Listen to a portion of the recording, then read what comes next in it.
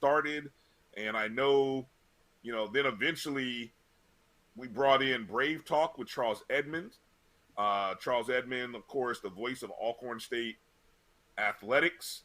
So he puts together some great conversations with some people there. Coming up later in the fall, we've got Nights at a Round Table. So it's just like we can kind of put everything in one nice little spot for people, and it really that is I'm not gonna lie, it's time consuming, but hopefully you enjoy it. So, and I just kind of made sure that now, originally that was on Anchor, Spotify, Google Podcast. We should be on iHeartRadio. We should be on Apple Podcasts. So I encourage you, go check out the BCSN Pod Zone.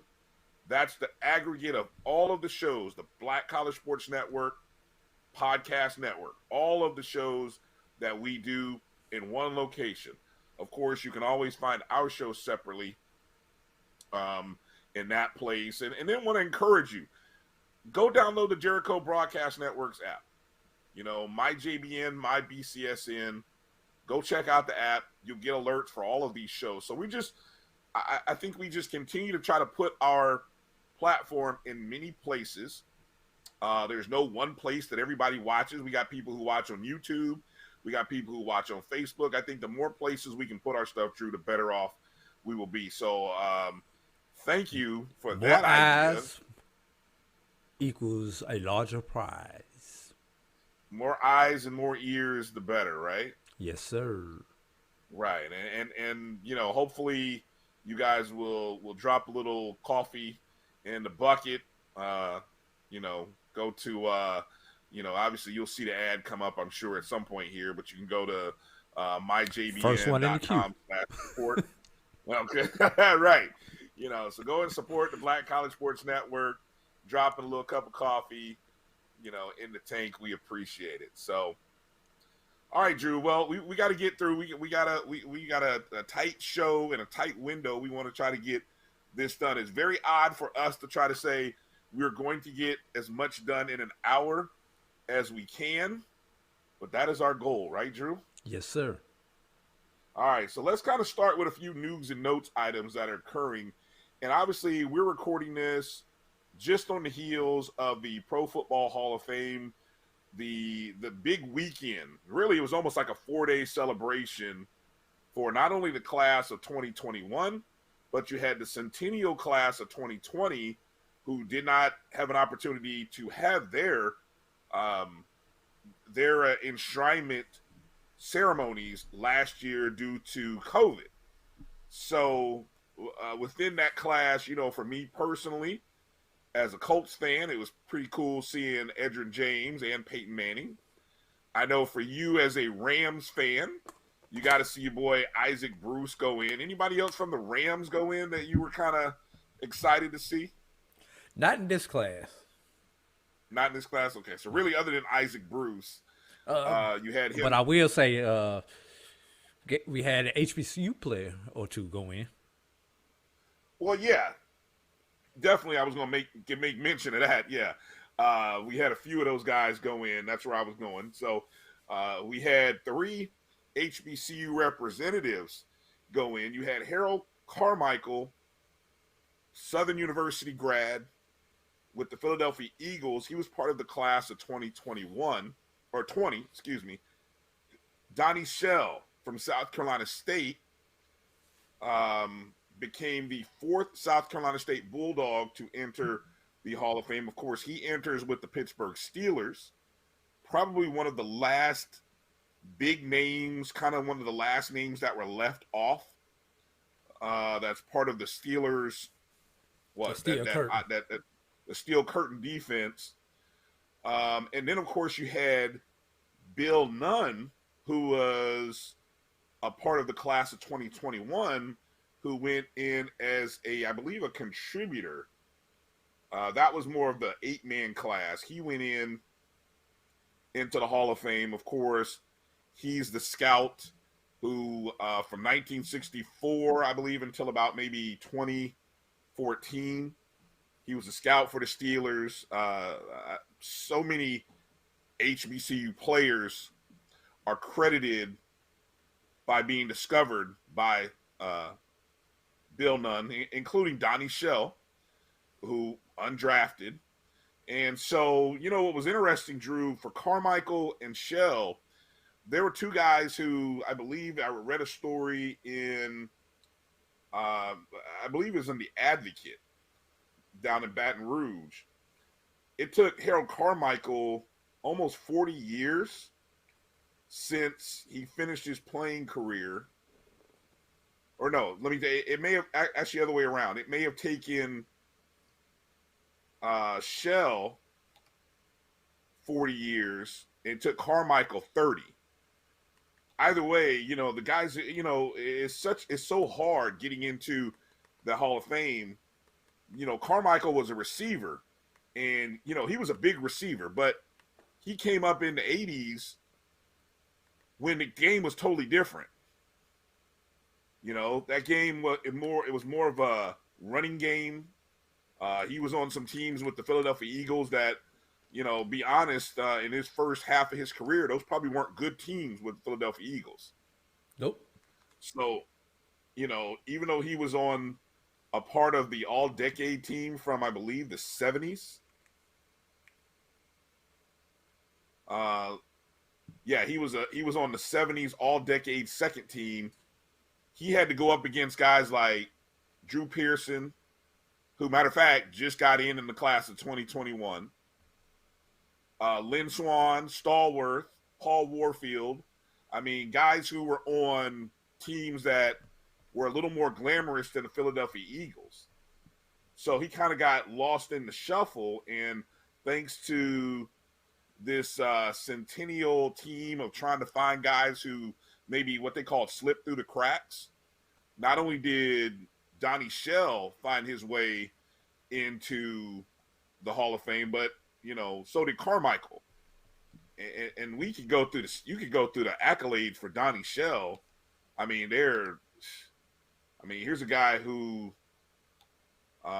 he was. Let's see where I was looking for here.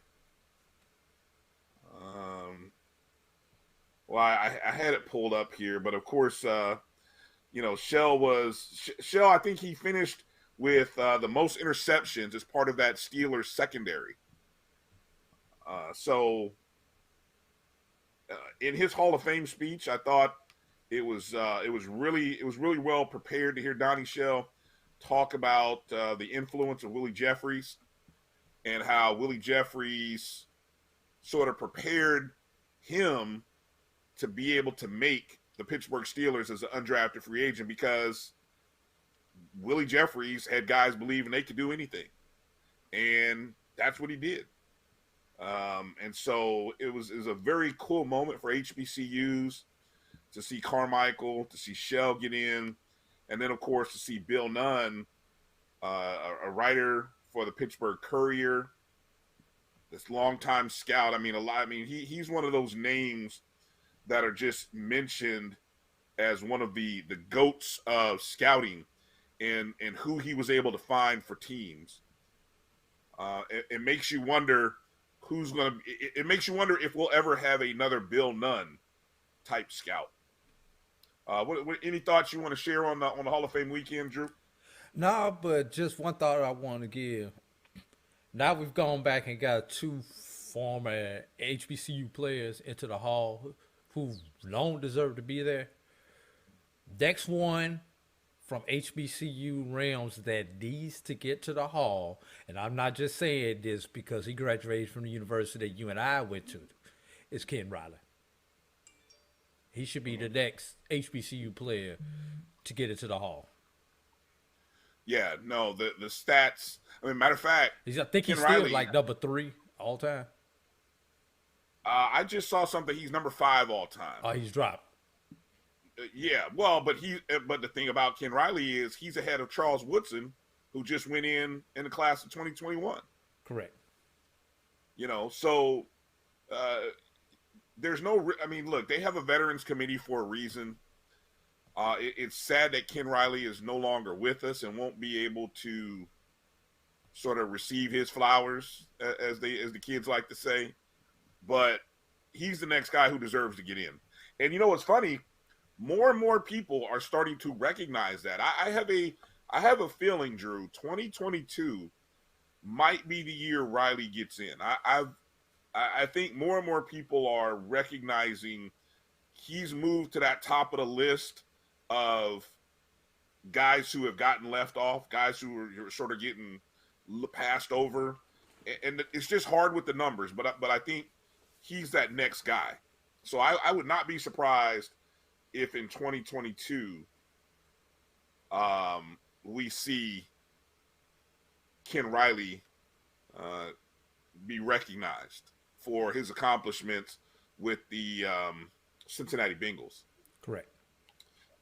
So yeah, that's a good week. Again, congratulations to the Bill Nunn family, Donnie Shell's family, Harold Carmichael, Southern University, South Carolina State. Well deserved. Well deserved. You guys make sure you show some love to those. I think Donnie Shell now, Drew, we were charting this back when we were doing the 50. I think Donnie Shell is now the only HBCU legend. I got to be careful how I say this. He is in the MEAC Hall of Fame, the College Football Hall of Fame, the Black College Football Hall of Fame, the Pro Football Hall of Fame. Am I missing any Hall of Fames? I think there may only be one other person that's in as many, or he might be the only one. And I'm pretty sure he's in his high school Hall of Fame, too. Right. And I'm sure the South Carolina State Hall of Fame as well. So yes, in terms of every athletic Hall of Fame, he might be in there. I would have to go digging to see who else might be in that sort of category with him. But I think Donnie Shell might be the most decorated HBCU athlete. I don't know. That's one of those questions we'll have to kind of look up, and maybe if you know that question, if you know the answer, who is the most decorated HBCU athlete? Send us a tweet, send us a message at my BCSN1, the number one, or send Drew and I a message on Twitter and let us know if you have an idea, if you've done the research. I know we did the research, and we might be forgetting somebody, but I got a feeling if it's not, it's somebody out of it might be one other person from the MEAC. I'd be interested to see if anybody comes up with somebody from the SWAC. And so again, what we're talking about is covering all of the Hall of Fames. Is there somebody that is so recognized everywhere? And I think I'm just going to leave it at that. We'll like to see what people come up with. Let me move over to another news and notes items, Drew. The Walter Payton Award preseason watch list came out by Stats FCS, or more so now, I forgot what they're actually going with now as their name. I think they're no longer Stats FCS. I think they've kind of changed their name a little bit. But anyway, they are the group that awards they've been Craig Haley. They've been recognized in covering FCS football. Obviously, the Walter Payton Award is sort of like the Heisman of FCS, or 1AA football, as it used to be called. Of course, the Buck Buchanan Award goes to the defensive player. That one, Jordan Lewis won this past spring. But of the 35 players on the preseason watch list, only 4 guys from out of the HBCU realm. 3 of them are quarterbacks. You had Jawan Carter of Norfolk State. Of course, Aqeel Glass of Alabama A&M, who was a finalist this past spring for the Payton Award. Felix Harper of Alcorn State, who was a finalist for the award in 2019. And then you had Jamaine Martin, a running back from North Carolina A&T, who was a 2019 finalist. So, question for you, Drew. Are we underrepresented in an award that is named after an HBCU player? And I'll even take this step going towards the Buck Buchanan Award. are we underrepresented? Are we making too big a deal about being underrepresented in an award list that is named after an HBCU player? How many people are on the list again? 35 on the preseason watch list, 4 HBCU players. So we have a 35. We've got about 12%, 11, 12%. I think that's a fair representation. What would scare me is if you looked at the total number of African American candidates on that list and see if we are underrepresented overall as a class of people or a class of athletes.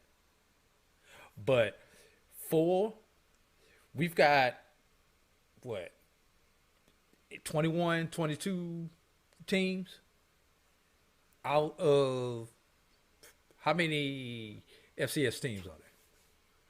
I believe there are about 130 something FCS teams. We've got 20. 22. We did this the other day. 22, I think it is. Correct.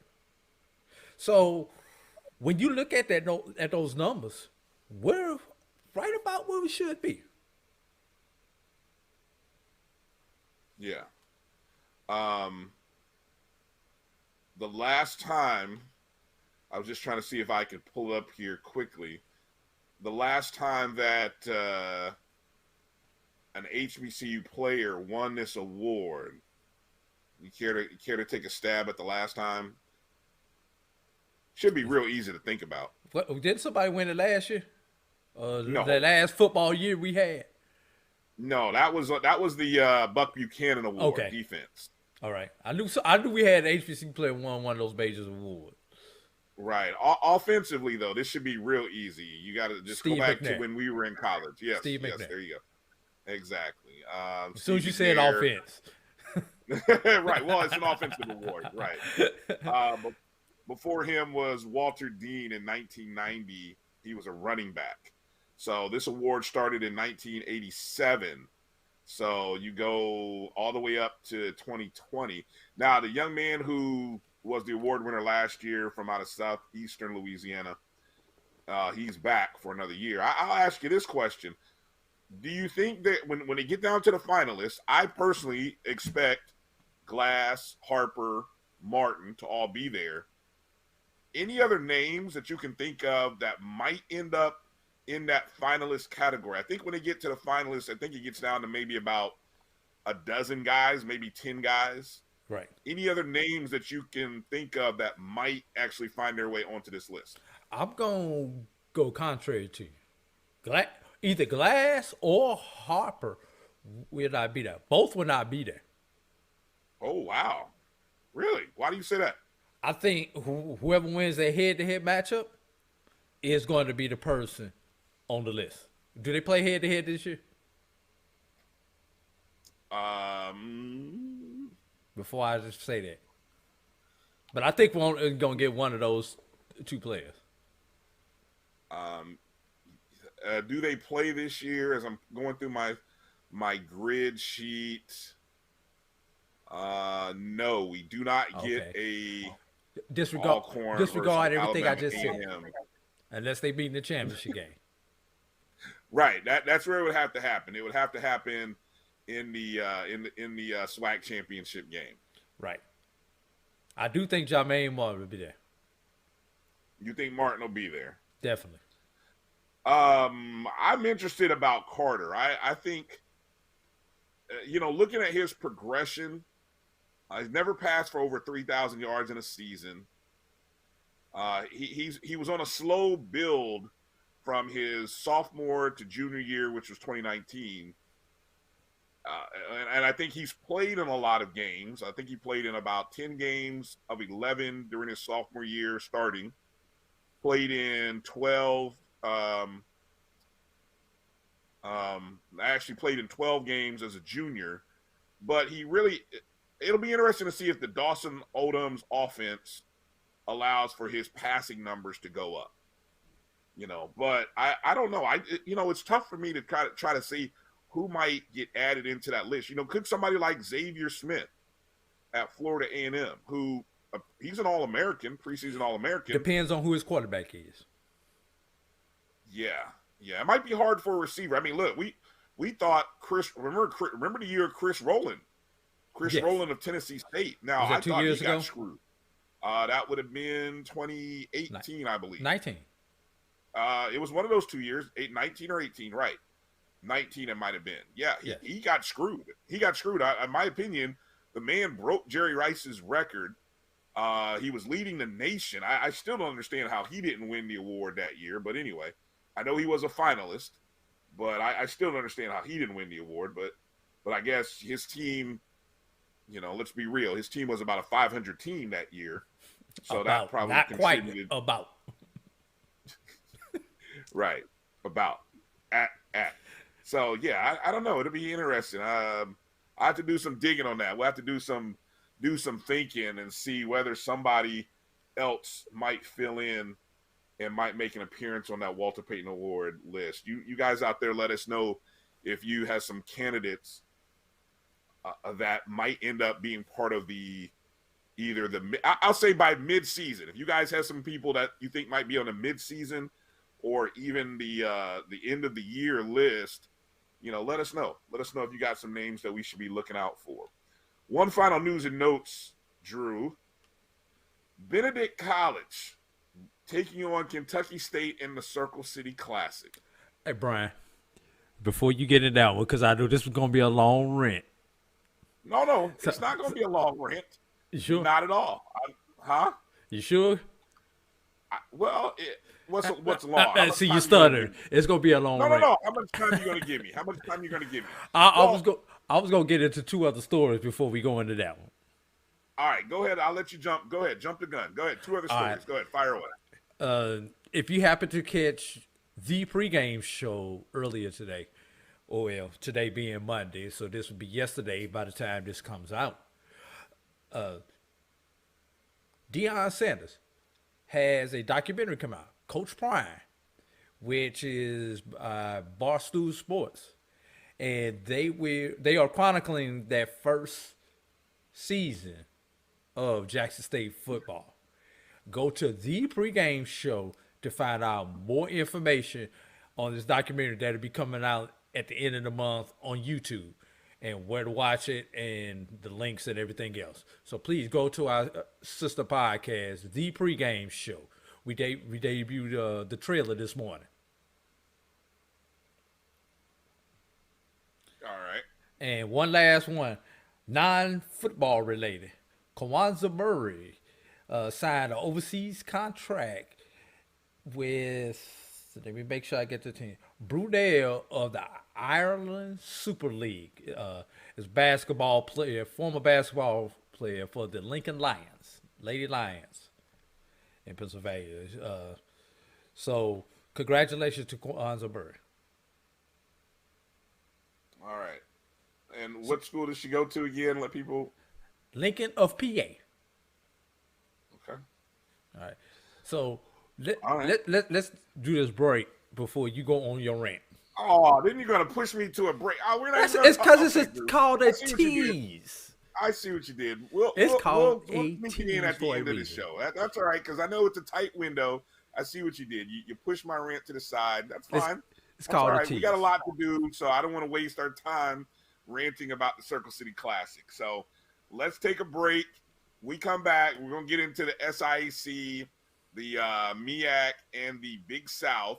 And then maybe if time allows, Drew will let me get into my rant about the Circle City Classic coming up on season number 36, coming up this fall, featuring Benedict and Kentucky State.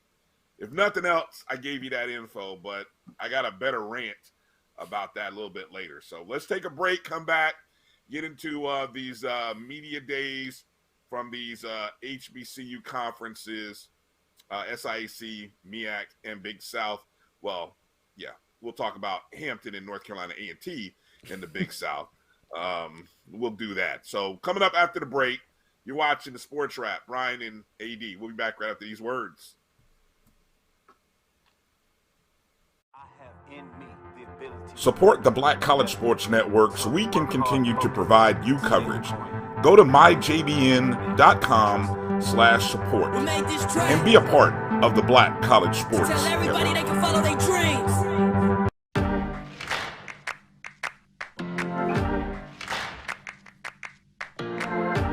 Both of my great-grandfathers have been a part of that study. My roots in environmental health come from my great-grandfathers. They were sharecroppers, and then later they were able to own land for their family for generations to come. My ancestors' connection to the land has given me a strong care for our environment and how that environment influences human health. I am a fierce advocate for equitable treatment for all. The ways in which COVID-19 ravaged Black communities showed that we have underlying vulnerabilities when something like a pandemic hits. The path from tragedy to triumph travels along the path of learning.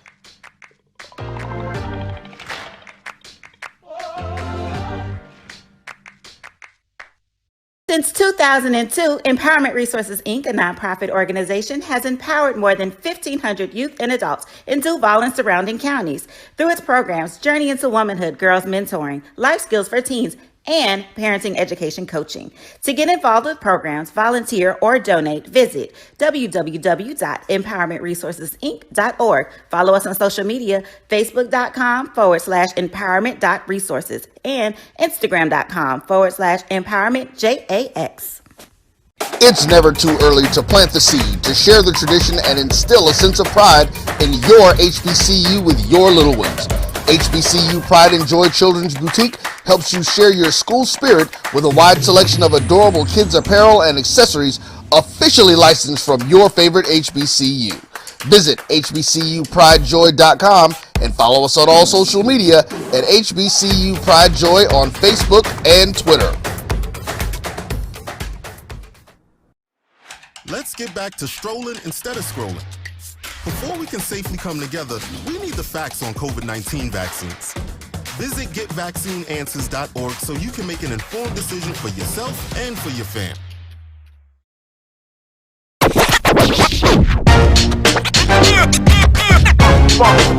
It's like a loop machine. All around town, trying to get down.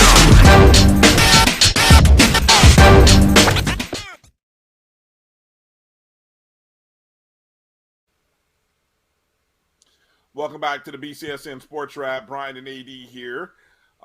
Make sure to download the Jericho Broadcast Network's app on your, just go to your Google or Apple Play Store. MyJBN, MyBCSN is the search, and download that app. And that's where you can download and be up to date with all of our shows across our streaming platforms. Not just sports. There's other stuff out there as well, some other types of shows. So the Jericho Broadcast Networks, we do more than sports over there. But if you are a sports head, then you have to make sure you're a part of the BCSN Pod Zone, available everywhere you download and listen to podcasts. Not only will you hear our show, you'll hear the Carlos Brown Show, you will hear the pregame show, you'll hear the O&G Strike Zone, brand new podcast dedicated to covering Florida A&M University athletics. You'll hear Dr. Cavill's Inside the HBCU Sports Lab and all the stuff they do. Brave Talk with Charles Edmond covering Alcorn State. Soon to be coming, the BJ Jones Show. I mean, we're putting together a nice little lineup, Drew, where don't forget the pregame show. I did, but we can give them another plug. The pregame show, Jackson State University. So whether it's just general what about your new show? Did I mention the O&G Strike Zone? I did. Okay. Yeah, the O&G Strike Zone. We'll give it another plug covering Florida A&M. So whether it's school-specific, school-related, or general topic, we're covering all angles, and more will be coming. So just stay tuned with us. Okay, so let's get into talking a little bit about the SIAC, and then we'll transition over into the FCS with the MEAC and Big South.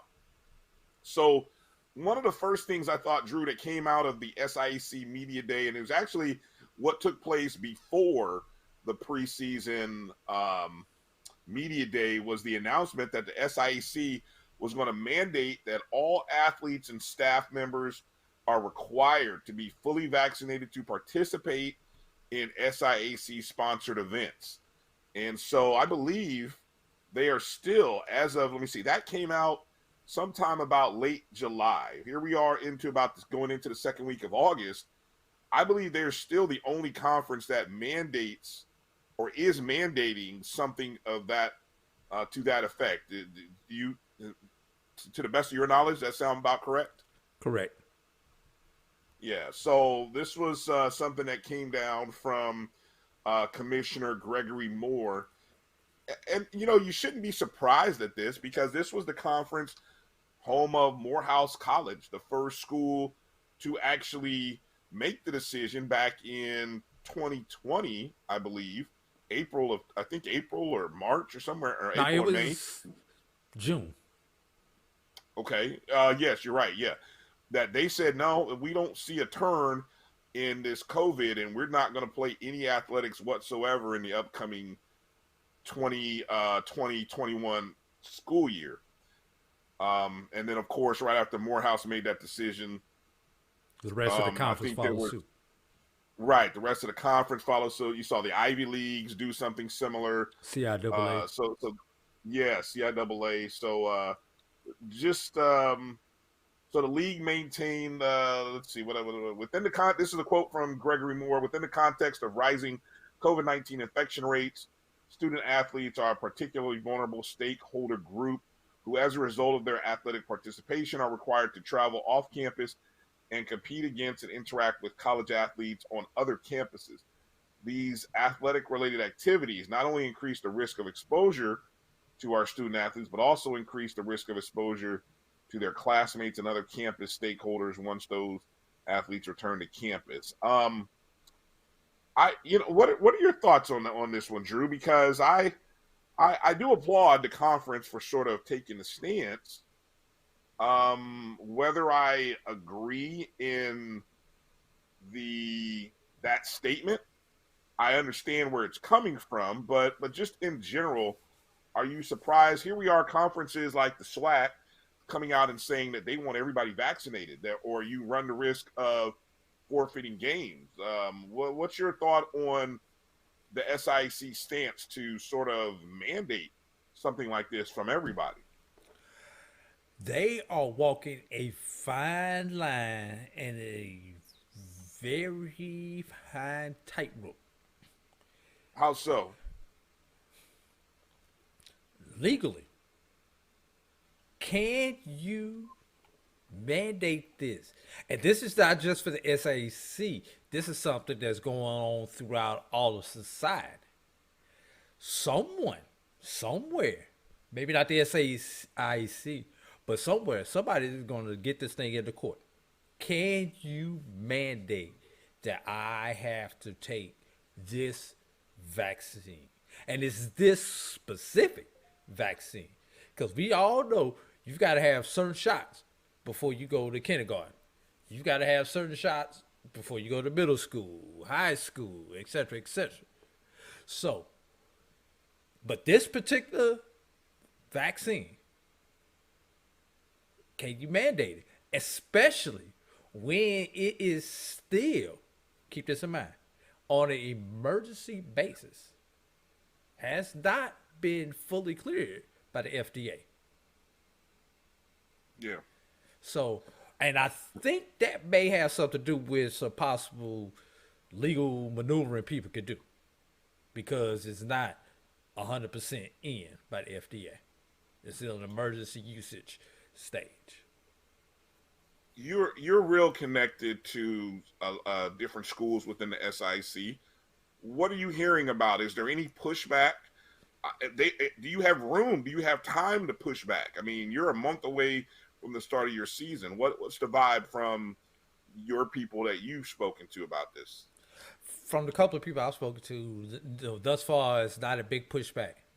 But what happens when that team's quarterback one of those teams you expect to finish first or second place or to contend in the SIAC pushes back for whatever reason.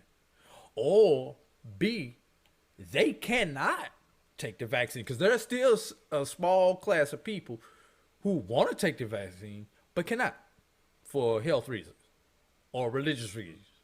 So where does that leave, first of all, that individual, that relationship with the individual and the coach, the individual and the institution?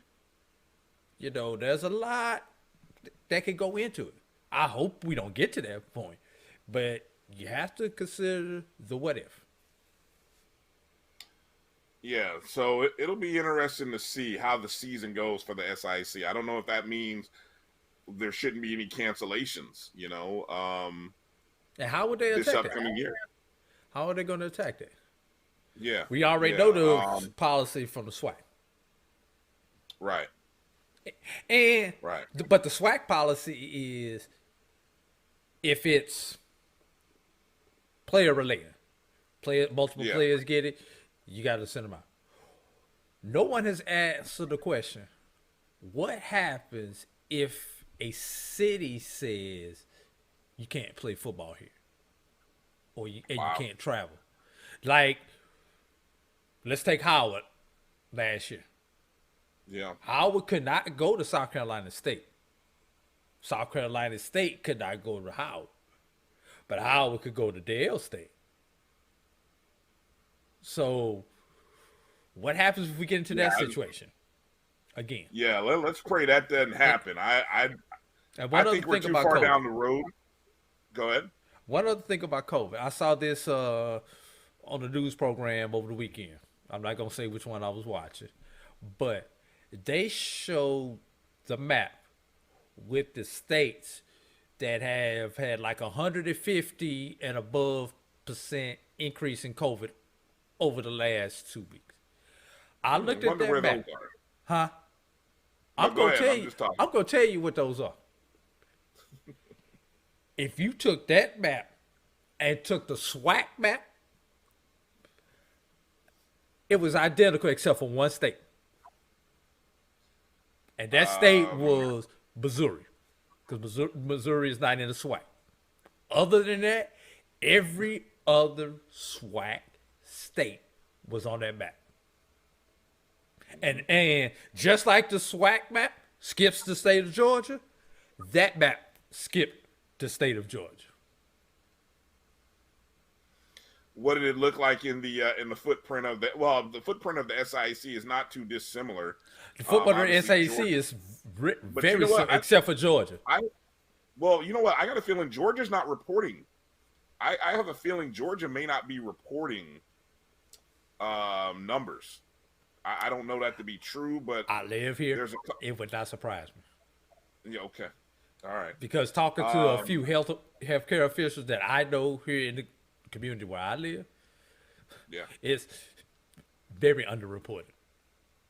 Yeah, that's so. I wouldn't be surprised. I know they do something similar down here in Florida, but I just got so bad it didn't matter no more down there. Yeah. Hey, watch out now. Well, they on the map. That's why I said that. I got you. Let's go through the predicted order. Finish some headlines or just some things to kind of toss out there. Predicted order finish: the Eastern Division, Savannah State, Albany State, Fort Valley State. That's your 1, 2, 3. Followed by Morehouse at 4, Benedict 5, Clark Atlanta 6.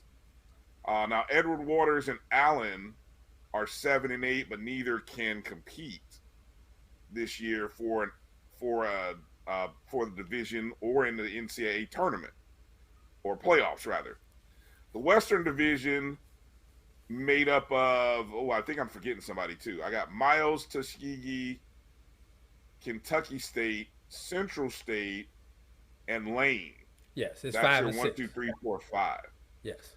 Yeah. Now, what's interesting, Drew? There are 4 new coaches in the SIAC who actually were supposed to make their debut in 2020, but due to COVID, the shutdown, they didn't get that opportunity. You've got Sheenus Berry at Benedict College, Bobby Rome II at Central State, Maurice Flowers at Fort Valley State, and Byron Brown at Lane. And then you've also got Toriano Morgan, who was hired this past summer at Edward Waters. And so essentially you've got 5 new coaches of your 13.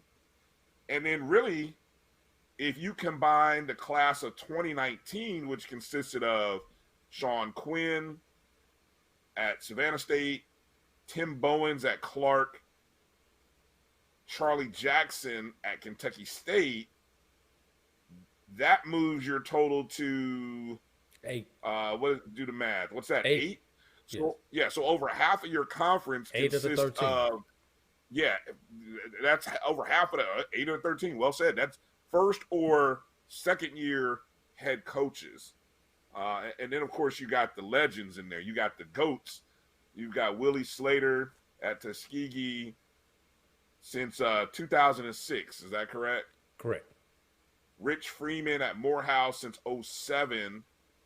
And then Reginald Ruffin at Miles since like 2010, I believe. And he was on Slater's staff when at Tuskegee. What any thoughts about when you think about the newness, the lack of experience? Is there anything you can draw from that? The fact, especially the guys who had the year off. I mean, there are guys who were hired that really kind of had to sit on pins and needles for a year just to get their first game under their belt. Can you draw anything from that 8 of 13 being first or second year head coaches? Well, let's take some of those first. Well, they're in their second year now, but what did some of those coaches do in their first year? Well, Sean Quinn had the best record in the East at Savannah State. 7-13. Huh? Or 7-3. 7-3, right? Yeah. What did Kentucky State do? They only Charlie beat Jackson, a couple 7-3. FCS programs. Yeah, went from winless to 7-3. So just because these coaches are in their first or their second year does not mean they are neophytes and learning on the fly, don't know what they're doing. So you've got 5 coaches this year, correct? 5 newbies, yeah. 5 first-year coaches. Okay. Head coaches. So based on the numbers, 2 of those coaches are going to make some noise. Which 2 coaches are going to make some noise, Brian? Ooh, well, if you ask me which 2, you might want to say Fort Valley State. I agree. You know, they're ranked, they're preseason number 3. And keep in mind, Fort Valley came within the quarterback getting hurt in the Albany State game from being the SIAC representative. Right. And that coach, I believe he's now on Miles' staff, and the name escapes me right at the moment, from Fort Valley's former head coach. He's now over at Miles as the offensive coordinator over there. The other team I would go with, Drew, is maybe Bobby Rome over at Central State. They made some improvements to their field, playing on field turf over there. You know, I've kind of heard some of the press or some of the video clips and the audio messaging from out of Central State and Bobby Rome. And I don't know. It'll be interesting to see how Central State plays now with sort of a new environment, a new field, and everything there that should hopefully maybe inject some life into that program. Cedric Pearl, former coach over there. Actually, that's who I'm thinking about. I think Cedric Pearl is now over at Miles. Cedric Pearl, the former coach at Central State, is now over at Miles. That's who I'm thinking of. Okay. So yeah, that's Brian, my 2. Speaking of new fields, Central State, did you hear the quote Willie Slater said about keeping up with the Joneses basically in the SIAC? Well, they have to. Yeah. Yeah, they I think we talked about this as it relates to their schedule and the fact that Tuskegee in their schedule are playing I'm gonna pull up their grid here. Tuskegee's playing let's see, do we have it here? They've got the They're playing out. they got the classic on Labor Day, which is the Red Tails Classic. Right. They're playing, Right. Okay. and that's against Fort Valley. They're playing Alabama A&M at the end of September in Mobile for, I believe that's the Gulf Shores Classic. Okay, yep. They've got Alabama State. They're going back to the Turkey Classic, giving up the chance for the Division II playoffs. And you throw in the fact that the Tuskegee Morehouse Classic has moved from Columbus, Georgia to Birmingham, Alabama because of a larger guarantee. Yeah. And why all these classics? Why all this moving around? Plain and simple. And Coach Slater said, MONEY. Everybody's getting new toys. We need some new toys too. We've got to upgrade our facilities.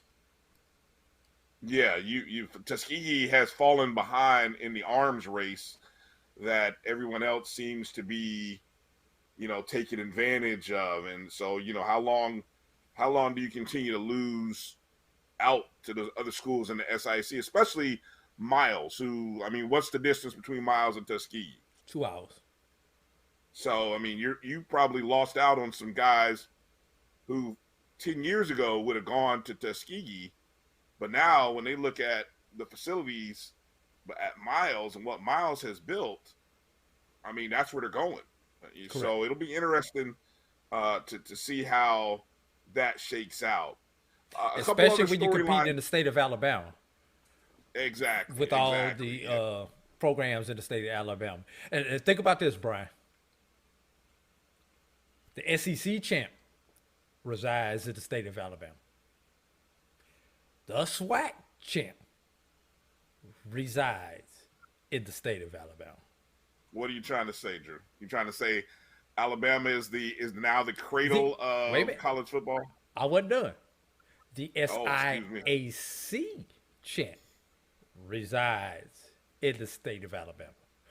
What I'm trying to say, not that they're the cradle of football, they haven't passed Florida, they haven't passed Texas and California, but when it comes to recruiting, when you have 3 other schools with conference or national championships in your state and your facilities are not up to par, you lose the arms rate real fast.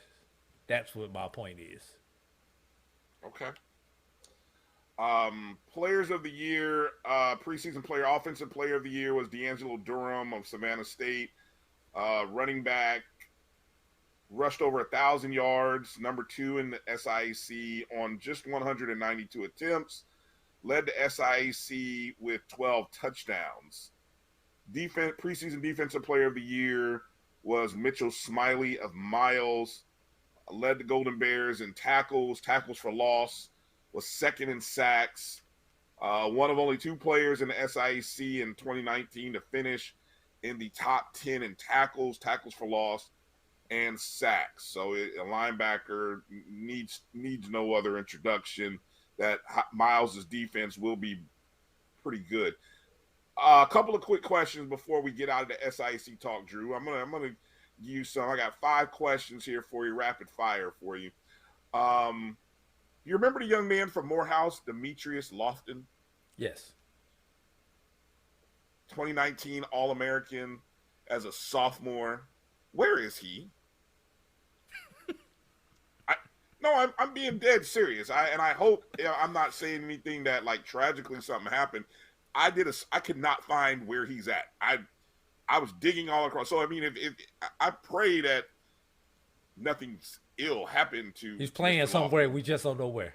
I don't think he's at Morehouse though. Yeah, I don't believe he's at Morehouse this year. But then again, I don't think the website, the athletic roster is up to date. So I could be wrong. If I'm off base here, you guys just correct me. I apologize. I hope nothing bad happened. But he's one of the guys that I really want. I was disappointed for him last year that he didn't get a chance to play in 2020. Okay, is Savannah State built for a historic season in 2021, Drew? Yes, they are. Now, if you're saying they're going to blow through the East like they did last year, or last time they played, no. But they do have enough to win it. I don't think they were going undefeated in the East again. What is their ceiling in terms of playoffs? Savannah State? Yeah, are they playoff contender? If they run that same type of quirky offense, and it's quirky because we don't see it anymore. The pistol shotgun, the pistol what is it? The pistol triple option. Yeah. Pistol triple option. Yeah. Yeah. It's probably got one more year. And then everybody's gonna catch up to it, and you're gonna have to change it. All right, next question. While we are praising Savannah State, we should not forget about what Charlie Jackson did at Kentucky State in 2019, going from winless to 7-3, beat 2 FCS teams, including Jackson State. Is Kentucky State a contender for the title in 2021? Not as long as Miles and Tuskegee play like they normally play. Okay. Speaking of Tuskegee, can Tuskegee and Albany State restore their dominance in the West and East, respectively? No and no. Well said. Okay, last question. How long can the SIAC go with uneven division formats? You've got 8 in the East, 5 in the West. Help me make sense. It's going to have to get solved. There are 15 total institutions in the SIAC. So what they come up with, how they come up with it, is going to be interesting. For football, since we're talking about football, you've got 6 in the East, 5 in the West. Right now, you've got the other 2 that are sitting out there. Allen goes to the East, natural. Edward Waters, even though they're playing the West schedule right now, they should be in the East because geographically they are the easternmost school in the SIAC. But they can keep them in the West until they become a full member. So if you add those 2 schools to the East, you've got to shift at least 2 teams. 1, if not 2 teams to the West. Because that gives you got 11, that gives you 13. So if you got 5 right now, you have to shift at least 1. You have to go 7-6. Okay, hold on. Why not shift the 2 Atlanta schools West? You could. Or when you break down could the map, shift the 2 South Georgia schools, being Albany and Fort Valley. But you need to shift 2 schools together. Hold on. Think about the fact that you have Kentucky State, Central State, and Lane all north of Atlanta. To me, it makes no sense to move the South Georgia teams into the West when they would have to drive by Atlanta. Well, you actually don't have to drive by Atlanta, but they have to at least go north, right? Yeah, and realistically, for the Atlanta teams, you catch Miles, Lemoyne, basically down 20 to 22 for Lemoyne. You pick up 22 in Birmingham. Going up north, they catch 75, which takes them to Kentucky State and to Central State. Straight down 85 to Tuskegee. So, yeah, it would make sense to keep the two Atlanta teams together and move them over. What's going to be interesting is what they do for the other sports, such as basketball, volleyball, and softball, baseball. Are they going to break them up into 3-5 team pods? Or they going to still try to keep that even match? All right. Who do you have coming out winning the SIAC? Can Miles three-peat? Yes. All right. I'll leave it at that. Let's jump over quickly to the MEAC in Big South. The predicted order of finish in the MEAC from 1 to 6. You had South Carolina State coming in with 5 first-place votes. Norfolk State in second with a couple of first-place votes. North Carolina Central came in third. Well, actually had this is crazy. Everybody, I don't know why everybody got first-place votes. I don't know what people are thinking. They voted for themselves. I thought you couldn't do that, but anyway. You vote for me, I'll vote for you. You know that old high school stuff. Yeah, North Carolina Central got 2 first-place votes. They're picked third. Delaware State 4th with a 1 first-place vote. Morgan State 5th with 1 first-place vote. Howard 6th with 1 first-place vote. Yeah, I bet you it makes, Howard, Morgan, Delaware, you guys must have voted for yourselves there. I can't understand you vote. I don't know. It seems weird to me. But anyway. That means the coaches voted for themselves. The SID voted for who they thought was going to really win it. Yeah, many people already assuming or with the thought South Carolina State, Norfolk State are the 2 cream of the crops. I tell you, Drew, what's interesting about the MEAC is their non-conference, because with the fact that you have a 16 conference, that means you play 5 conference games.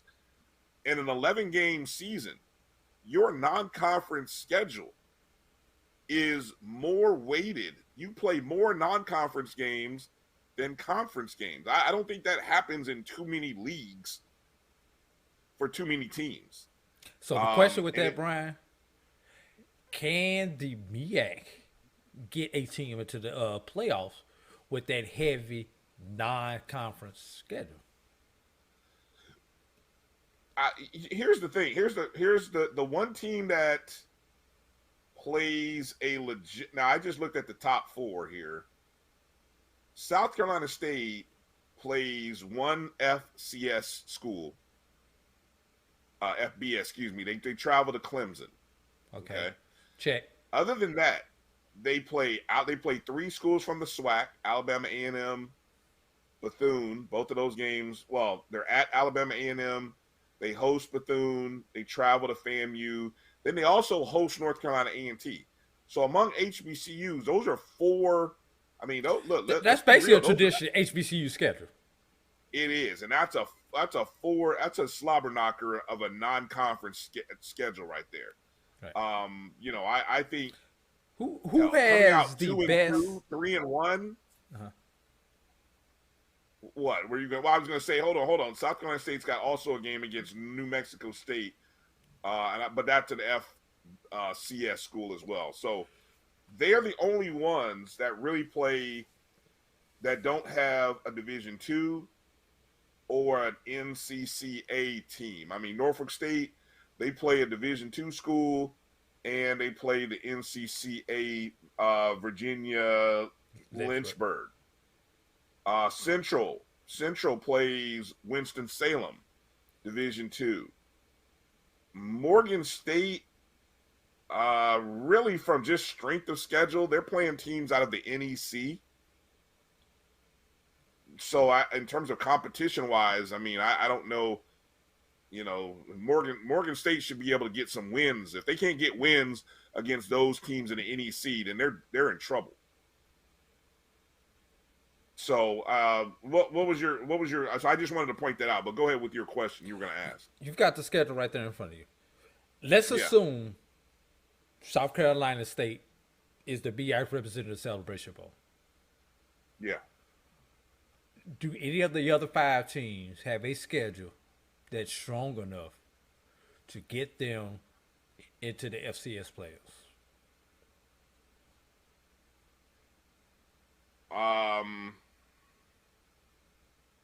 Central. I mean, short of Norfolk State knocking off Toledo or Wake Forest.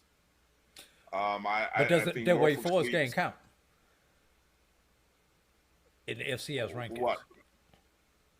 I'm sure they should. They would. Yeah, they're Division 1. Yeah, but just like for Division 2, those FCS games do not count in the ranking. Yeah, but that's Division 2 versus Division 1 though. This is legitimate Division 1. I mean, look, we can talk about I don't remember because it's been 2 years. I don't either. Yeah. I don't either. But if Norfolk State beats a Toledo or Wake Forest, you best believe they're going to get some consideration in the rankings. No doubt. Okay. Now, my question, Brian, is Dawson Oldham's that much of an impact where Norfolk should be preseason number 2?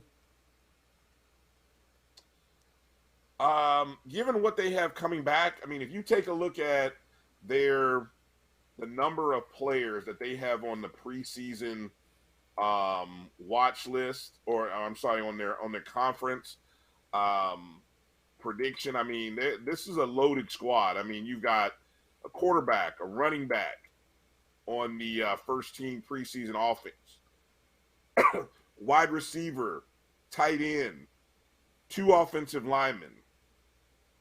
Nobody else in the conference has that many guys on offense. I mean, that's 6 guys. 6 of the 11 on the first team are from your school. Then you go on the defensive side of the ball. 3 of the 4 on the front line are from your school. And they're all seniors or redshirt seniors. Then you go, they've got a linebacker. Special teams seems to be well regarded. This is a veteran ball club. This Norfolk State team is really made up of a lot of seniors, redshirt seniors. It would be a disappointment for Norfolk State not to win the conference. I'm gonna be honest with you. It really is. It'd be a disappointment. So I don't know how they will fare against Toledo or Wake Forest, but I think they should walk into those games with a level of confidence. There shouldn't be any apprehension about going into Toledo and Wake Forest. And then the rest of their non-conference, you got ECSU, St. Francis from out of the NEC, you got Hampton, and then you got Virginia Union Lynchburg. So it's sort of an uneven non-conference where you've got 2 FBS, 2 FCS, and 2 sub-FCS teams. I don't know what you make of that, It's going to be interesting. I just think, yeah, no, I mean, and for Norfolk State, the way the schedulers did the schedule, I mean, look at this. It's almost more beneficial if South Carolina State does not win the BIAC. They've got a schedule better suited to go to the FCS playoffs. Look, South Carolina State, if that non-conference schedule holds, if they end up beating, I mean, I'm just going to go between A&M, Bethune, FAMU, A&T. Let's just say they'll probably lose to Clemson, right? They can't lose to New Mexico State. But among those 4 HBCU teams, let's say they go 2-2. Then they end up with 3 losses overall, 8-3 record, 8-3 for South Carolina State, and that means they run the table in the MEAC. 8-3, that's a strong team. I mean, they would go to the Celebration Bowl. Yes. But damn, I mean, that's a team that might be top 15 ranked going into the Celebration Bowl. I mean, they would almost, look, that last game of the year, November 20th, between South Carolina State at Norfolk State, let's say both teams are running the table, right? Let's say Norfolk State wins that game and goes to the MEAC Celebration Bowl. A 3-loss South Carolina State team goes to the playoffs. I don't know who, but again, think about what I said. Who are they playing in that non-conference? I mean, that's 6.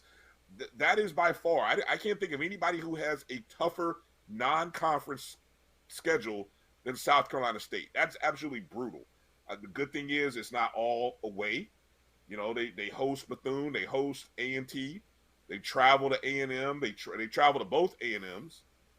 So I mean, I just think that's a hell of a schedule that South Carolina State has in front of you. But look, if anybody, you know, Buddy Pugh, if anybody can do it, that's that team, Buddy Pugh. A couple of key games within the MEAC, I think, Drew, that people ought to pay attention to. How about September? Obviously, not talking about the MEAC SWAC Challenge. Obviously, that's week 0.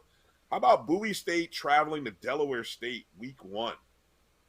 You talk about a Bowie State team that has not lost a regular season game in 2 years since 2018. Yes, I think is what we can say officially. Yes. Going to Dell State. Hampton and Howard playing in D.C. at Audi Field, 20,000-seat soccer stadium. That game should be sold out. If that game's not sold out, I'd be disappointed. Winston-Salem State taking on North Carolina Central. They haven't played since 2010. Winston-Salem State won that game. I guess those teams had played each other for almost every year for at least a good 10-year stretch plus. And then the series kind of came to an end when North Carolina Central moved up into, well, I think actually they had already been up. So that series just kind of came to an end. Of course, you got Central and A&T playing on week 4. Hampton and Norfolk State. There's a Chesapeake Bay rival. What's that? Battle of the Bay, I think it is, something like that.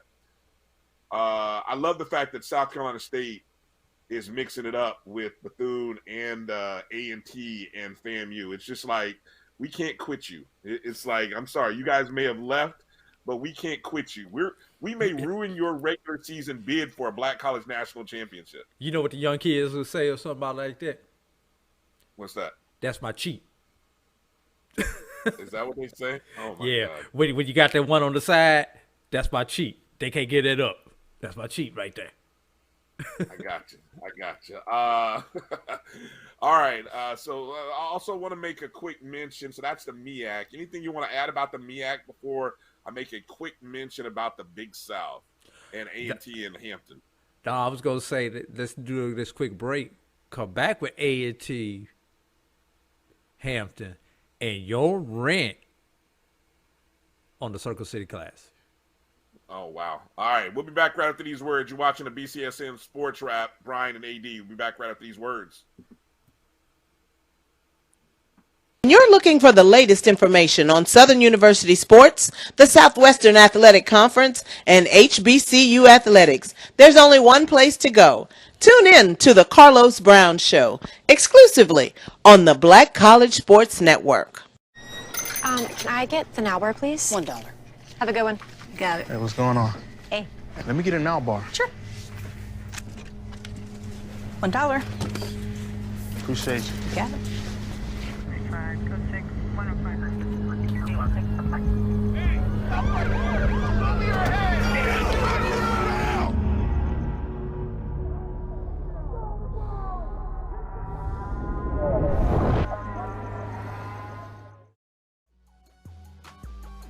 This is the Dean of the College of HBCU Sports, Kenyatta Cavill of Dr. Cavill's Inside the HBCU Sports Lab with Mike Washington and Charles Bishop. Come mix it up in the lab where the course lecture is in session every Tuesday from 6 o'clock p.m. Central Standard Time on Facebook Live, YouTube Spreaker, or the BCSN app, as we discuss all things about the HBCU sports culture, including exploring the week that was in the sporting HBCU diaspora, as well as the upcoming week of HBCU sports. With me, the Dean, the College of HBCU Sports, on Dr. Cavill's Inside the HBCU Sports Lab with Mike Washington and Charles Bishop. Course lecture dismissed. True Black Essentials is a retail opportunity to bring black businesses under one roof where every product on every shelf in every aisle will be black owned and black produced by people all over the world.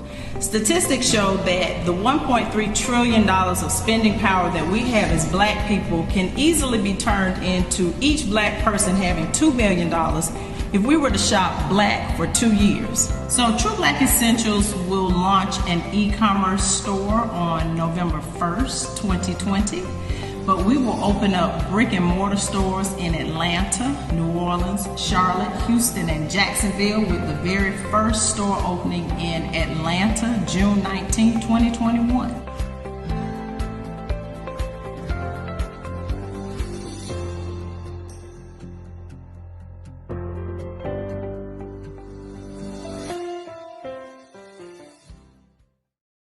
Let's get back to getting ticks instead of watching flicks. Before we can safely get out there, we need the facts on COVID-19 vaccines. Visit getvaccineanswers.org so you can make an informed decision for yourself and for your crew.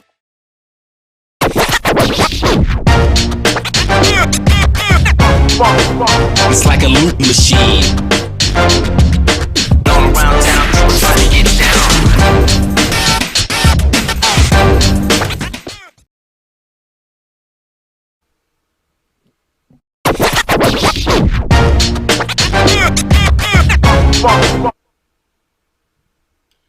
Welcome back to the BCSN SportsWrap. Bryan and A.D. here. We're into overtime because obviously, you know, we lied to you. We told you it'd be an hour show. We tried. We didn't lie. We tried.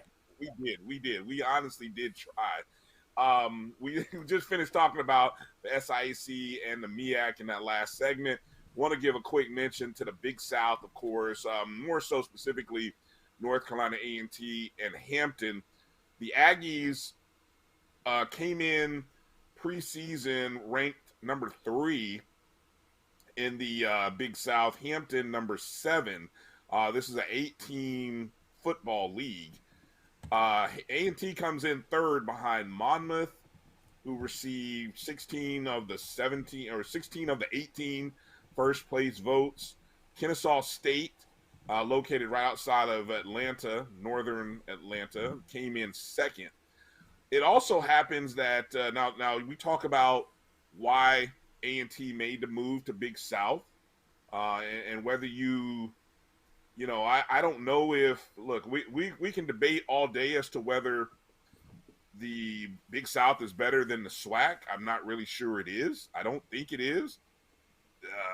You know, but in terms of perception by pollsters, not one SWAC team is ranked in the top 25 of the Stats Perform FCS top 25, but you do have Monmouth of the Big South coming in at 13, Kennesaw State 19, and North Carolina A&T at 25. So 3 teams from out of that conference, and so when you look at it from that level,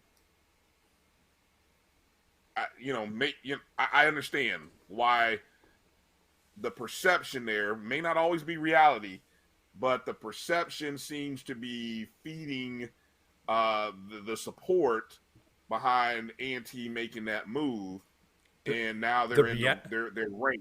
The reality is the SWAC has not beaten any FCS teams in the past. That's the hardcore 5 truth. years. That's the truth. That's the truth. That's the problem. Why you don't see any SWAC teams ranked, and exactly the MEAC teams have dominated among the HBCUs at the Division I level. Henceforth, when A&T switches over from the MEAC to a non-HBCU conference, they're going to continue that. And A&T has beaten other FCS, including SWAC teams. Right. Yep. Well said. Well said. Yep. Whether it be Bethune beating SWAC teams, You had South Carolina State beat an FCS other team. So, yeah, I mean that's the disappointing thing. So the SWAC needs to start off by beating the 13th team in the SWAC. Oh yeah, McNeese. Yeah, well that falls on the shoulders of is it Southern this year that plays McNeese State? You know, or is it McNeese Grambling? always picks up 2 SWAC teams on the Yeah. schedule. Yeah, so that's where it needs to start. You need to take out that now 13th member in McNeese State, and you got to end that streak. Somebody has to. Yes. Of course, A&T in a prime spot to if they can. Let's be realistic. It'll be interesting to see whether how A&T fares against Monmouth. Actually, a better way of putting it, how does Monmouth deal with A&T and the speed that we would perceive North Carolina A&T to have? I'll be honest. I understand. I do know North Carolina A&T is going into this season with a quarterback question. Yes. I mean, the quarterback from Celebration Bowl, I believe it was Carter was his name, who had served his time behind Lamar Raynard. He's not there. So this is a new generation. This is a reset at the quarterback position for A&T. Yes, Jermaine Martin is there. We know what he can do. Some of the defensive standouts have graduated. Now, they'll tell you they've reloaded. I get it. So let's just see. Yeah. And I think when we see them, and I'm just kind of looking here at their first game, when they travel to Furman in week 1 against an FCS, and we talked about it, there's your test. I mean, they've beaten other FCSs before, PWI FCSs. Go beat Furman right off the bat. Well, you know the question that I have for A&T, Brian? It all revolves around atmosphere. When they go to a Furman or a Kennesaw State or a Monmouth, will they be as hyped and amped up as they will when they go on the road and travel to a Tallahassee or travel to Central or go to Atlanta? Will they have that same feeling on the road? Because you got to realize, even when you are the visiting team and you go into that HBCU atmosphere, it still gets you going, even though you know you're the hated dog. And outside of the greatest homecoming on earth, will A&T fans come out to see them play those historically white institutions? Well, that's why I say atmosphere is going to be key this year. And can they still get hyped with the change of atmosphere? I think it'll be interesting I think it is interesting that they scheduled, maybe it just fell this way, but Monmouth, who is the, conference favorite, is their homecoming opponent. So you talk about introducing your fan base to this new conference. You talk about introducing that Monmouth team to your fan base. That's going to be a huge game on October 30th in North Carolina, in Greensboro. Here comes Monmouth, the defending champs, preseason ranked 13th is what I said. Yes. Now they come in at North Carolina A&T for homecoming. So you're gonna get the I don't know if you're gonna get the 20,000 for all those other games. You will get 25 plus for the greatest homecoming on earth, as they call it. You will get folks for that, and they will show up. Now my thing is, Brian, advice to Monmouth for homecoming at A&T. You're giving advice to Monmouth? Yes. Very much needed advice for Monmouth for homecoming at A&T. leave the band at home. No one wants to hear Flight of the Bumblebee. That's racist. You don't know if Monmouth is going to be playing the Flight of the Bumblebee, Drew. Come on now.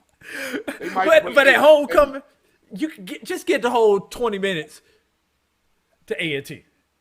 Hey, don't sleep. Monmouth has been practicing neck all summer. That's all I'm going to say. I'm just going to let you know.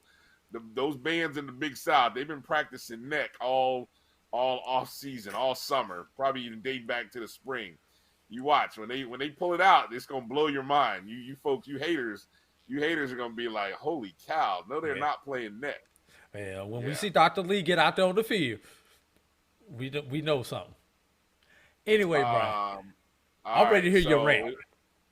All right, so let's kind of wrap up the show a little bit. I've got to make a quick mention about the Circle City Classic, which this year Benedict and Kentucky State are scheduled to play in that contest. I've lost my page in terms of the actual date on that game. Isn't it last Saturday in September? It might be the last. It's usually either the last Saturday or the last of September or the 1st of October. Given the schedule, actually, hold on. Let me see. I got my SIAC grid here. So let's see. Who did I say? Kentucky State. It's actually the last. Yeah, actually September 25th. So that's week 4. Yeah, that's the last Saturday in October. Saturday in September. Yes. Okay. So look, this classic, the classic that basically raised me up on HBCU football. They introduced me to Jerry Rice against Eddie Robinson, Mississippi Valley State, who came to Indianapolis 2 consecutive years in its inaugural year. Then it introduced me to Billy Joe and Florida A&M in year number 3. I fell in love with Florida A&M. Despite getting whooped 41-3 by Billy Joe in 1986, there was no comparison to seeing the Marching 100 that year, and then 2 years later when they were in a 10-10 tie against Jackson State. And after that, this classic would bring in 60,000 people into what was then RCA, the RCA Dome in Indianapolis. Probably one of the greatest MEAC games ever played was in 1996 between FAMU and Hampton. Went 6 overtimes. FAMU winning 59-58. I remember being at that game. And then something happened in the last 10 years where no longer was it attractive for your FCS schools. Matter of fact, prior to 2018, now 2018 you had Hampton versus Bethune-Cookman. That was actually a great game. You had who was the quarterback from Howard at that time? Cam's brother. Kalen Newton, leading Bethune-Cookman or leading Howard to a win over Bethune-Cookman.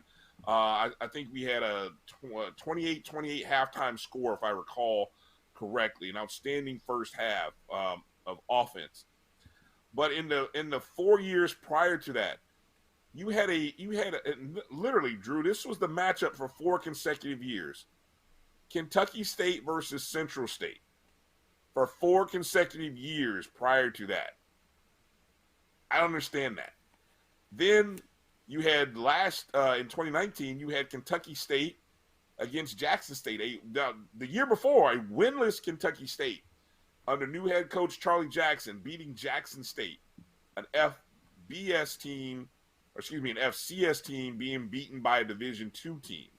A historic game. And so now what you have is you have an SIAC matchup where, again, Kentucky State makes their, let me count it out here, 4, 5, 6 of the last 7 Circle City Classics have featured Kentucky State. And I know Frankfort, Kentucky is close, but come on.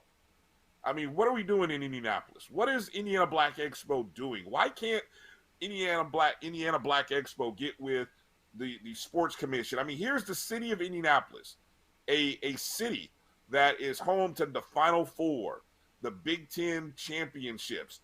This year, the college football playoff championship games. Major events come to Indianapolis. Why can't we get a pair of premier HBCU programs? No, with all respect to Benedict and Kentucky State, okay? Good teams, good programs. The SIAC, very historic. I get it, but how come no one is thinking creatively enough to say, how about, and I got this idea, I can't take this idea all by myself. I mean, this was an idea that myself, got to give some credit to Mike Reed, a fellow Rattler. We were kind of kicking this out on one of the message boards or one of the Facebook groups. Imagine if, imagine a 4-year or even a 6-year rotation consisting of 4 teams. Imagine these teams: Florida A&M, Tennessee State, North Carolina A&T, Hampton. You've got one school represented from pretty much each of the major conferences. Obviously, you don't have anybody from the MEAC, but maybe in the future you might add somebody. But imagine a rotation, very similar to what they do in basketball.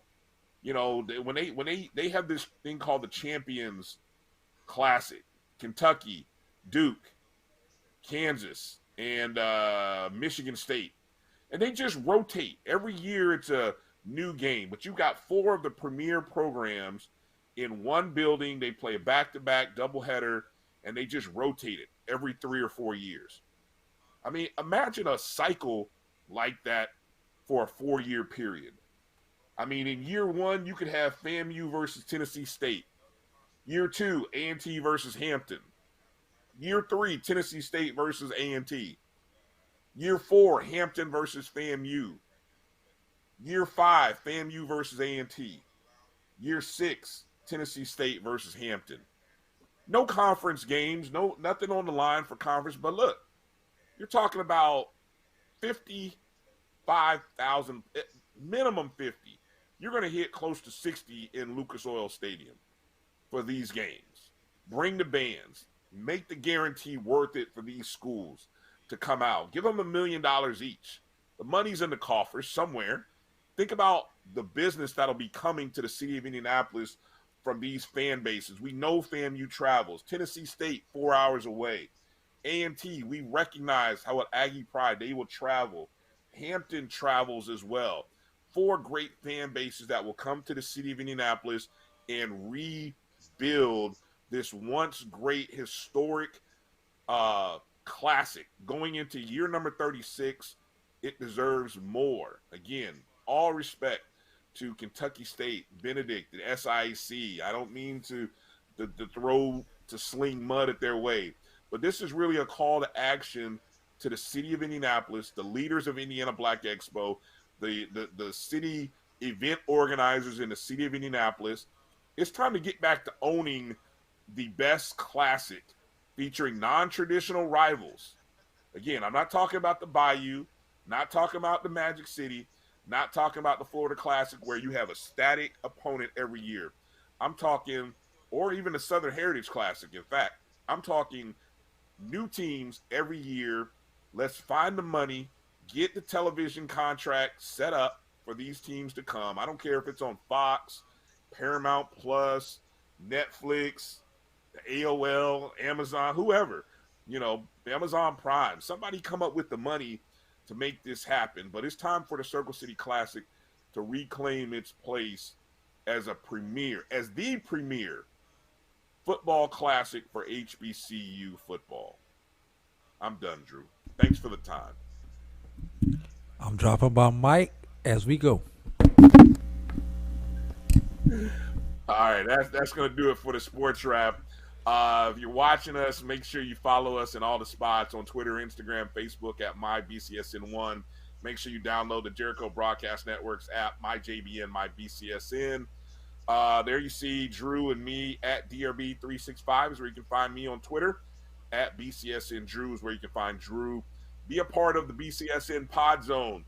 everywhere, Spotify, Google Podcasts, Apple Podcasts, everywhere that you can download and listen to all of our shows. The family of the Black College Sports Network continues to grow. We want to be there for you, giving you all kinds of coverage, unique views, unique perspectives, not only from schools but in Black college athletics in general. So that's going to do it for this show. Thank you again.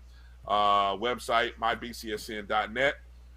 Drew, thank you for giving me that moment to rant. I appreciate it. Woosah, I appreciate That's that. why I put it at the end, because I knew you was not going to be able to stop. Well said. All right, for that's AD Drew. I'm Brian Fulford. Thanks for listening. We want to hear from you. We hope to hear from you. Until the next time we get together and do it again, peace and love. You guys be well. Mask up. Get vaccinated if you can. God bless. I'll holler.